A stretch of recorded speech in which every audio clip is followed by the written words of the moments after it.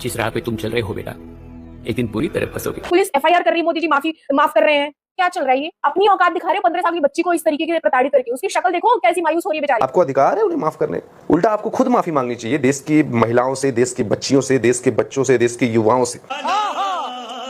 मोदी जी, आपको छात्रों को माफ नहीं करना है, आपको छात्रों से माफी मांगनी है। छात्रों पर पड़ी लाठियों के लिए, उन पर चली गोलियों के लिए, उनके बर्बाद हुए सालों के लिए आपको उनसे माफी मांगनी है। आज तो मन करता है बस आपसे ही बातें करूं। क्यों चच्चा, 1200 करोड़ की लागत से बने नए संसद भवन में जाकर बात करने की हिम्मत नहीं हो रही आपकी? अरे बाप रे, ये तो धोती खोल रहा है। जंतर मंतर पर जो कुछ भी हुआ देश और दुनिया ने देखा है। बिल्कुल सर, जंतर मंतर पे जो कुछ भी हुआ वो देश और दुनिया ने देखा है कि कैसे लड़कियों के प्राइवेट पार्ट छुए गए, कैसे उन्हें गालियां दी गई, कैसे स्टूडेंट्स पे लाठियां चलाई गई, कैसे पहले गन चलाई गई और कैसे पत्रकारों ने उन्हें देशद्रोही साबित कर दिया। मुझे क्रेडिट नहीं चाहिए। जिस तरह के गाली गलौच वाले वीडियोस, अश्लील वीडियोस, अभद्र भाषा के वीडियोस हमारे देश के लोगों ने जेन जी के इस आंदोलन के दौरान इंस्टाग्राम पर, सोशल मीडिया पर देखे, पूरे देश के लोग जेन जी के इस चरित्र को देखकर बड़े परेशान हैं। कि ये दलाल पत्रकार को आप लोग ना देखे, दलाल पत्रकार को बाइकआउट करे। मतलब नेताजी रेपिस्ट हो तो चलेगा, लेकिन प्रोटेस्टर संस्कार ही चाहिए। तो भोसड़ी के क्या पूजा करें वहां बैठ के लौड़े। धार्मिक होने से पहले शिक्षित होना बहुत जरूरी है, नहीं तो दूध के जगह मूत पी के कहोगे ना आहा फालूदा का स्वाद आ रहा है। दोस्तों, मोदी जी आधी रात को वीडियोस अपलोड कर रहे हैं। अब मन की बातें जेन जी से शुरू कर दी हैं। इतना फनी है ना कि आप इस देश में मोदी जी को गाली नहीं दे सकते, लेकिन नेहरू जी को गाली दे सकते हो, सोनिया गांधी जी को बार डांसर कह सकते हो, महात्मा गांधी जी को गाली दे सकते हो, शंकराचार्य जी को गाली दे सकते हो, दूसरे धर्म के भगवान तक को गाली दे सकते हो, लेकिन आप मोदी जी को गाली नहीं दे सकते। दारू, शराब, विस्की ने तो कुछ घर बर्बाद किए, लेकिन चाय ने पूरा देश बर्बाद कर दिया। जॉब तो कोई हो नहीं सकती। मैं तो सोची अपनी डिग्रियां चला दूं और बीजेपी का टिकट ले लेती हूँ। जय अंबानी जय अदानी करके अंबानी चालीसा बढ़ लेती हूँ। ऐसे जॉब कहाँ होगी बढ़िया, जिसमें घपले करते जाओ, काम करो नहीं, अकाउंटेबिलिटी कोई है नहीं, रेजिग्नेशन देना नहीं। तो आई थिंक सबसे अच्छी जॉब है। फालतू में मैंने इतनी पढ़ाई करी, धर्मेंद्र प्रधान के दीदी मोदी जी, क्यों देश को बर्बाद करने के चक्कर में लग रहे हो? या तो सुधर जाओ या गुजर जाओ। तृतीय युद्ध करने के प्लानिंग में है। क्या पूरा तैनात है, लोग देख रहे हैं। तृतीय युद्ध हो रहा है, आतंकवादी है हम लोग। स्टूडेंट वर्सेस पुलिस, स्टूडेंट आतंकवादी है। हम लोग आतंकवादी है, हम लोग पाकिस्तान से आए हैं। पाकिस्तान के कहा, लाहौर से। खाओ माँ कसम। अरे लोग ये लोग इंडिया बड़का बड़का लाठी लेकर आए बॉर्डर पे होने के लिए। इन लोगों को पता नहीं हम लोग बिहारी हैं।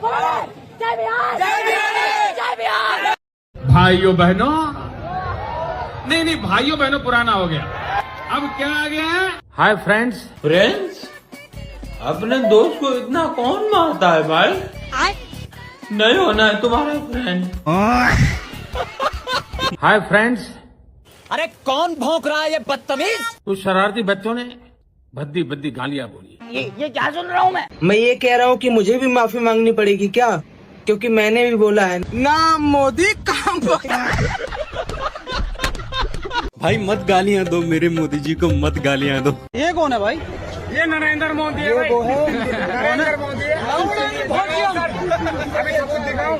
हाँ सबूत दिखाओ। अगर सबूत दिखा दिया तो फिर क्या हारोगे? मैंने दे तो दिया यार, इस्तीफा दिलवा दिया तुमसे। नरेंद्र मोदी काटता भी है, सही कह रहा है, बिल्कुल सही कह रहा है, काटता है। होता है पब्लिकों को ये। दोस्तों, नया कट्टा खुल गया है। भारतीय स्टूडेंट अमित शाह का इस्तीफा मांगने जंतर मंतर दोबारा पहुंच गए हैं। इस्तीफा हो गया तो वो कह रहे हैं कि आप धीरे धीरे नए नए लोगों का इस्तीफा मांग रहे हैं। हाँ, क्योंकि सरकार है ही ऐसी, एक के बाद एक इस्तीफे होने चाहिए। सुनने में आ रहा है कि कुर्सी हिलने लगा था, इसीलिए रोज एक रील बन रहा है। थोड़ा सा और दम लगाना है, कहीं रील पर तक धिनता भी हो सकता है। ये लोग ही गलत इस्तीफा मांग रहे हैं। अरे मांगना है तो मोदी की फांसी मांगो, ना रहेगा बांस ना बजेगी बांसुरी। गांधी जी तक तो सब ठीक था, लेकिन तुम ये अतीक अहमद कहाँ से ले आए भाई? मतलब कुछ बड़ा करने वाले हो क्या?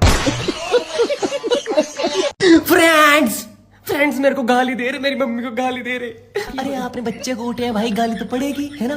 अब कोई ऐसा तो है नहीं किसी का बच्चा कूट दो आप और आपको खड़ा होकर आशीर्वाद देगा, ओए क्या बात है, तुमने मेरा बच्चा कोड़ दिया, आपको वोट पक्के।